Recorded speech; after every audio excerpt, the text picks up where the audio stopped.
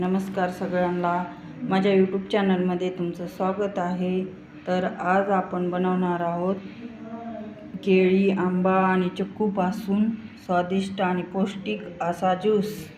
त्यासाठी दूध घेतलेलं आहे 1 वाटी, 2 चमचे साखर घ्यायची आहे, 3 केळी, आंबा, चिक्कू। मुलं केळी खात नसेल तर असा ज्यूस बनवून द्या नक्की। हे पहा, आपण सगळं कट करून घेतलेलं आहे, आंबा, चिक्कू, केळी। आता हे मिक्सरच्या भांड्यात टाकून फिरून घ्यायचं आहे। हे पहा, आपण मिक्सरच्या भांड्यात टाकलेलं आहे सगळं मिश्रण। आता दूध टाकूया आणि 2 चमचे गोड मुलांना आवडतं म्हणून थोडीशी साखर घालायची आहे।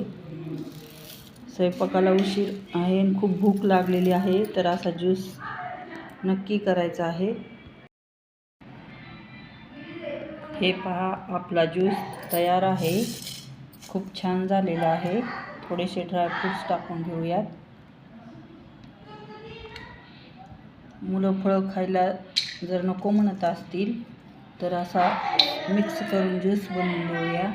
मुलांना कळणार पण नाही की त्यात हे मिक्स केलेलं आहे।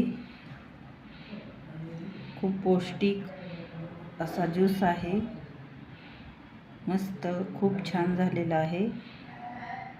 आवडला तर नक्की करा।